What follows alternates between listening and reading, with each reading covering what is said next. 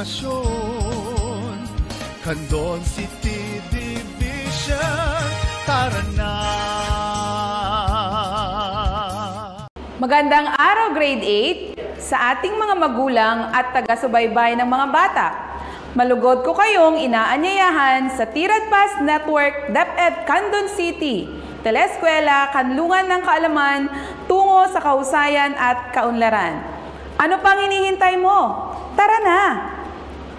Ako si Ginang Roslyn, ang inyong guro sa Filipino baitang 8 sa araw na ito.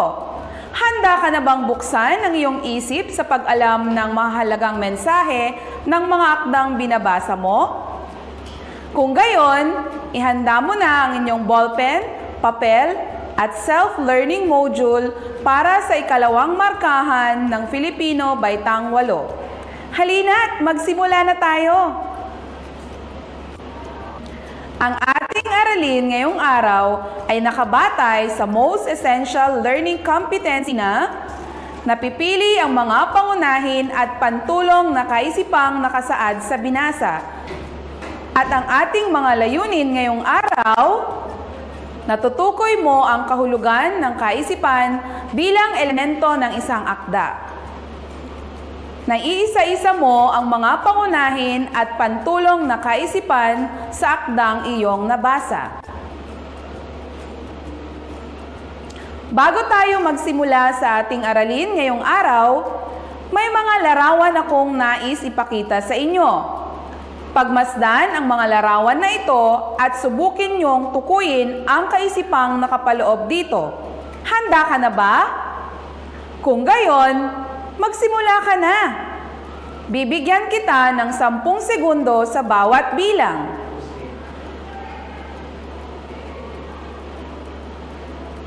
Unang larawan.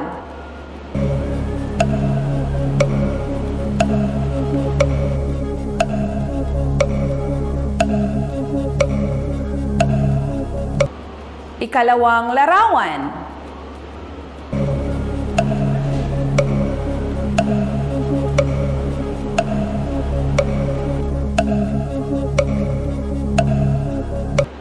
Ikatlong larawan.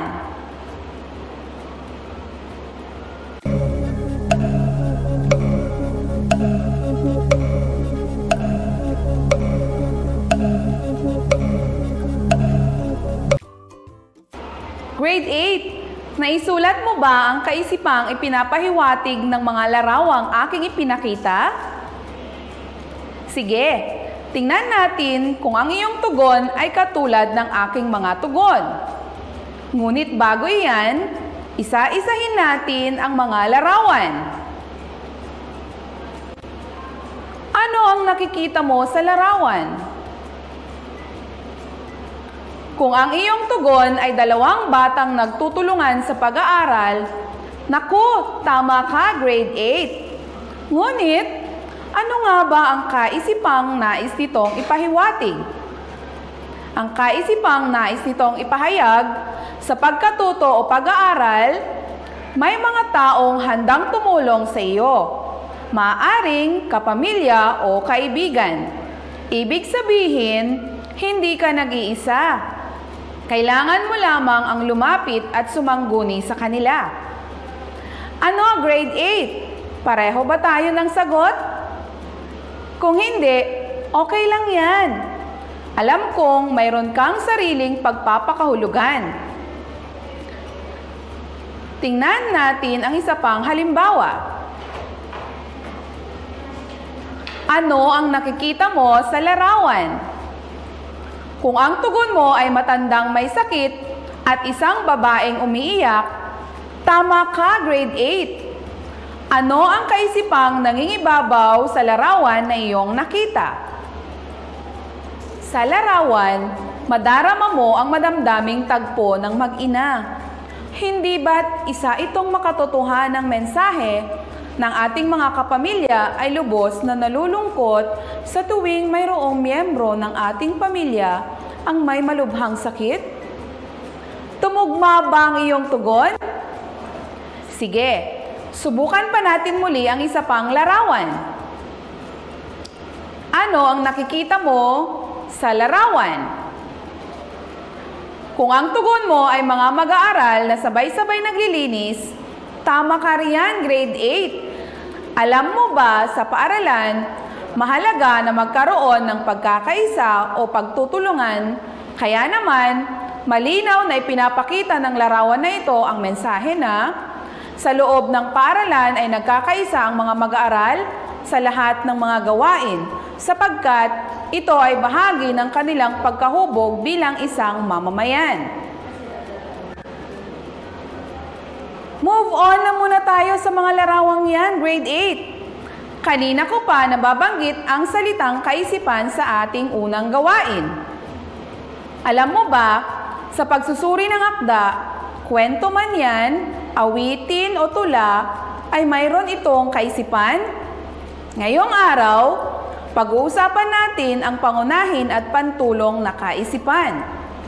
Ano nga ba ang pangunahing kaisipan? Ang pangunahing kaisipan ay tumutukoy sa diwa ng buong talata. Ang diwa ay ang kaisipan o ideya na binibigyang diin sa talata ng isang akda. Ito ay ang mensahe na nakapaloob sa larawan o sa isang akda. Sinasabi nito kung ano ang ibig sabihin ng kabuuang larawan o mga pangungusap sa isang akda. Ito ay matatagpuan sa unahan, gitna, o hulihang bahagi ng isang akda. Paano naman natin masasabing pantulong na kaisipan ang isang kaisipan? Ang pantulong na kaisipan ay mga kaisipan na tumutulong upang mas mapalitaw ang pangunahing kaisipan. Sa tulong ng mga pantulong na kaisipan ay mas nauunawaan ng mga mambabasa ang diwa na nais iparating ng talata. Ang mga pantulong na kaisipan ay kadalasan matatagpuan sa mga pansuportang detalye. Masyado bang malalim, grade 8? Linawin natin. Basahin natin ang talatang ito at tukuyin natin kung ano ang pangunahing kaisipan at pantulong na kaisipan. Si Maria ay araw-araw na maagang pumapasok sa paaralan dahil sa kagustuhan niyang makapaglinis sa kanilang silid-aralan. At higit sa lahat ay upang makapag-aral pa ng kanyang mga leksyon bago dumating ang kanyang guro. Madalas siyang sumasagot kapag may tanong ang kanyang mga guro tungkol sa kanilang aralin. At pagdating naman sa kanilang bahay, ay ginagawa niya muna ang kanyang mga takdang aralin bago maglaro ng gadgets o manood ng telebisyon. Ito ang dahilan kung bakit matataas ang kanyang nakukuhang grado at masasabing isang mabuting mag-aaral si Maria. Ano ang pangunahing kaisipan ng talata? Saan ito matatagpuan? Ang pangunahing kaisipan ay matatagpuan sa ika-6 na pangungusap. Ito ay ang isang mabuting mag-aaral si Maria. At ang mga pantulong na kaisipan naman sa ating pangunahing kaisipan ay ang mga pangungusap, una, ikalawa, ikatlo, ikaapat, at ikalima. Sapagkat ito ang mga pangungusap na nagbibigay suporta kung bakit masasabing isang mabuting mag-aaral si Maria. Nauunawaan mo na ba? Kung hindi pa rin malinaw, tingnan pa natin ang isa pang halimbawa. Bigyang pansin ang tulang ito. Pandemya ni Valkyriel Lamia. Kumakalat na talaga, dumarami na at di maiwasan ng iba. Ayaw umintindi ng simpleng salita. Gustong marinig ang boses nila. Pero hindi nila pinapakinggan ang babala. Gutom sila. Ganon din po ang iba. Pero maraming buhay ang nakataya. Isang bahing lang, wala ka na. Dahil di biro ang kumakalat na pandemya. Ano ang pangunahing kaisipan ng tulang iyong nabasa at napakinggan? Saan ito matatagpuan? Ang pangunahing kaisipan ng tula ay matatagpuan sa ikalawang saknong ng tula. Ang kaisipan ng tula ay ang kumakalat na pandemya. Samantala, ang pantulong naman na kaisipan ay ang iba pang mga taludtod na makikita sa tula. Ngayong mayroon ka ng kaalaman sa pangunahin at pantulong na kaisipan at upang tiyak kung maunawaan mo ang ating aralin, handa ka na ba para sa iyong pagsasanay? Pakinggan mo at basahin mo ang tulang makikita mo sa iyong self-learning module. Ito ay pinamagatang para sa mga frontliners. Isang tulang pagpupugay na katha ni Junaif Ampatuwa. Huwag mong kalilimutan ang nilalaman nito sapagkat may kaugnayan ito sa pagsasanay mo pagkatapos. Para sa mga frontliner, tulang papugay katha ni Junaif Ampatuwa.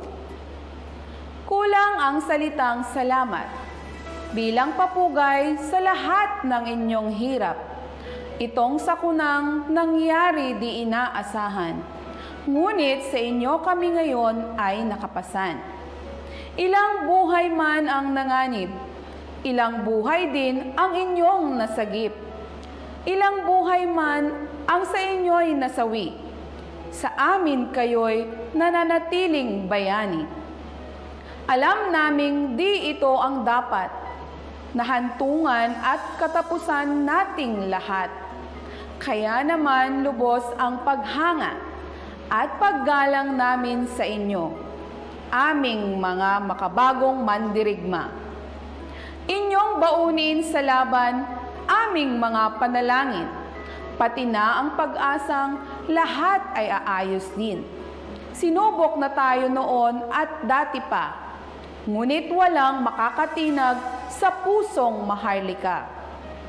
Dugo ng mga bayani, sa ugat natin nananalaytay. Likas na sa atin ang pagiging matibay. Para sa mga taong nasa unahan, padayon, kasama kami sa inyong laban. Batid namin lahat ang inyong sakripisyo. Mabuhay ang dugong Filipino. Aming frontliners, mabuhay kayo! Handa ka na ba para sa mga pagsasanay? Isulat mo sa iyong sagutang papel ang tama kung ang pahayag ay wasto at mali naman kung hindi ito wasto. Bibigyan kita ng 5 segundo sa bawat bilang. Una, ang unang saknong ay pantulong na kaisipan.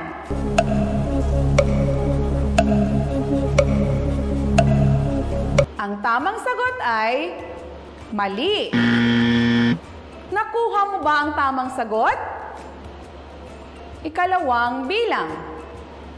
Pantulong na kaisipan ang ika-4 na saknong.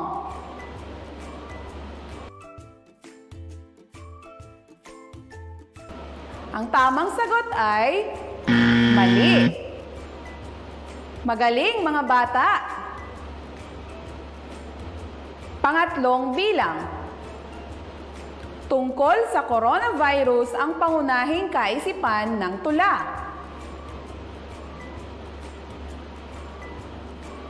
Ang tamang sagot ay mali. Mahusay. Pang-4 na bilang.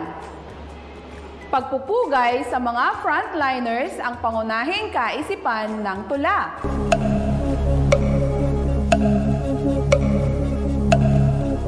Ang tamang sagot ay tama. Tumpak ka dyan. At ang huli, ang pangunahing kaisipan ng tula ay matatagpuan sa unang saknong. Ang tamang sagot ay tama. Nakuha mo ba lahat ang wastong sagot? Dadako naman tayo sa ikalawang pagsasanay. Suriin mo ang mga sumusunod na saknong ng tula. Tukuyin mo kung pangunahing kaisipan o pantulong na kaisipan. Bibigyan kita ng 10 segundo sa bawat bilang. Una, ilang buhay man ang nanganib, ilang buhay din ang inyong nasagip. Ilang buhay man ang sa inyo'y nasawi, sa amin kayo'y mananatiling bayani.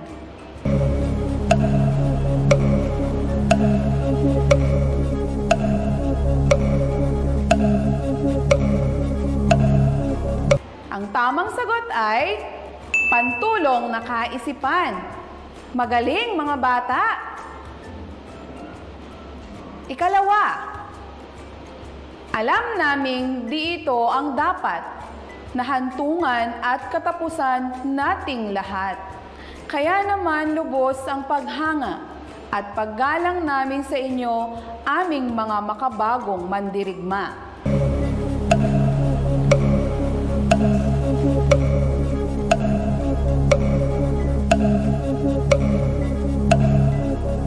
Ang tamang sagot ay pantulong na kaisipan. Magaling!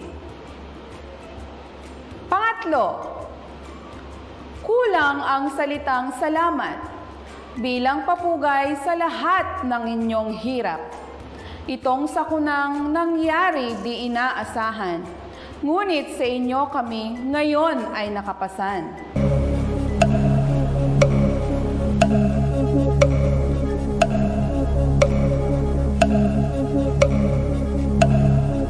Ang tamang sagot ay pangunahing kaisipan.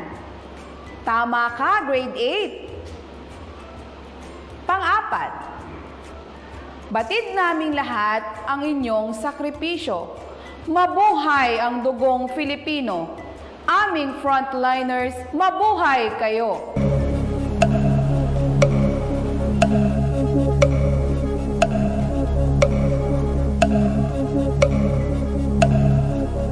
Ang tamang sagot ay pantulong na kaisipan. Parehas ba tayo ng sagot, mga bata?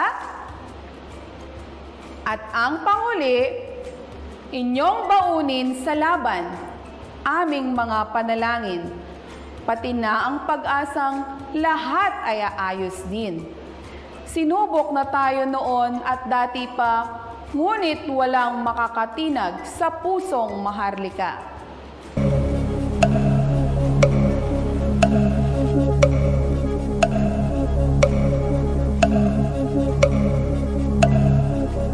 Ang tamang sagot ay pantulong na kaisipan. Nakuha mo ba lahat ang tamang sagot, grade 8? Binabati kita!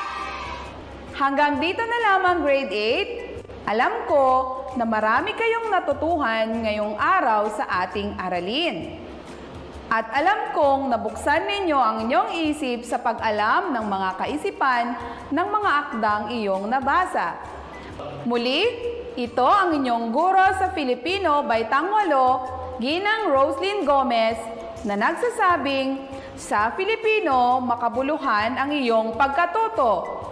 Hanggang sa muli nating pagkikita, paalam!